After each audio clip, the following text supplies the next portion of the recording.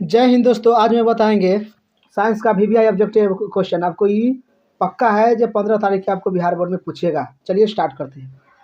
कहता है किस धातु को चाकू से काट सकते हैं। तो किस धातु को चाकू से काटेंगे आपको, तो इसको सोडियम को धातु से मतलब चाकू से काटेंगे। आपको समझ आ गया होगा। चलिए आगे बढ़ जाते हैं।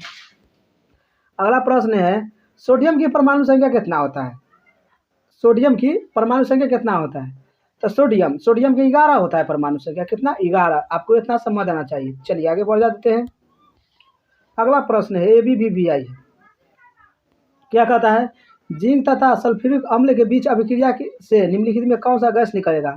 अगर मान लीजिए Zn प्लस सल्फ्यूरिक अम्ल इसको मिलाइएगा तो H2SO4 मिलाइएगा तो क्या बनेगा।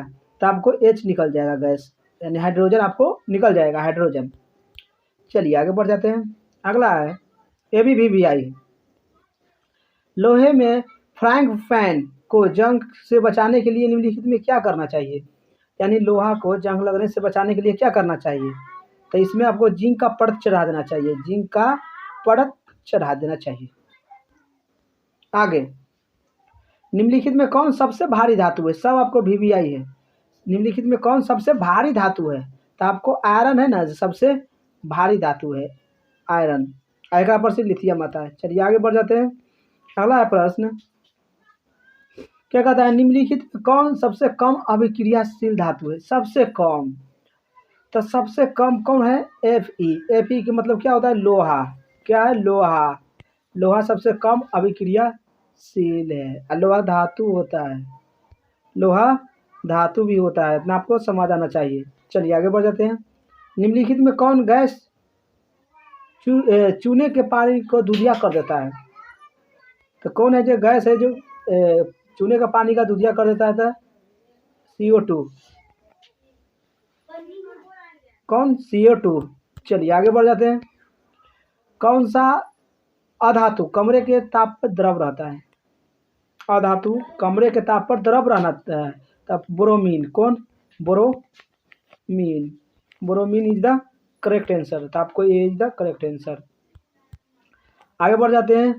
क्या कहता है खाद्य पदार्थ के डिब्बों पर जिंक के बजाय टिन को लेप होता है। तो क्योंकि क्या हो जाता है। तो इसमें आपको क्या होगा, टिन की अपेक्षा जिंक अधिक अभिक्रियाशील हो जाएगा। तो आपको इज द करेक्ट आंसर। चलिए आगे बढ़ जाते हैं। क्रायोलाइट किस धातु का अयस्क है। क्रायोलाइट, तो क्रायोलाइट किसका अयस्क है। तो ये आपको एल्यूमिनियम का है। किसका? एल्यूमिनियम का है क्रायोलाइट। आगे बढ़ जाते हैं। क्या कहता है किसी कोश में इलेक्ट्रॉन की अधिकतम संख्या कितना होगा। तो अधिकतम कितना होगा 2n² अधिकतम संख्या हो सकता है। 11 से ज़्यादा नहीं होगा। आगे बढ़ जाते हैं। निम्नलिखित में कौन उपधातु है। तो उपधातु कौन है। तो ये आपको जर्मेनियम है। कौन है? जर्मेनियम उपधातु है। चलिए आगे बढ़ जाते हैं। निम्नलिखित में किस धातु को गलनांक सबसे कम है, यानी सबसे कम गलेगा कौन। तो आपको समझना चाहिए।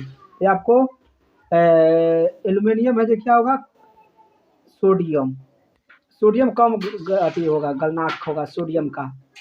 चलिए आगे बढ़ जाते हैं। निम्नलिखित में कौन उपधातु है। उपधातु कौन है। तो उपधातु इसमें से आपको हो जाएगा कौन? कार्बन। कौन हो जाएगा? कार्बन धातु, कार्बन आंसर। आगे बढ़ जाते हैं। कौन सी गैस उत्सर्जी होगी जब धातु जल के साथ अभिक्रिया करेगी। जल के साथ अभिक्रिया करेगा तो कौन होगा? H।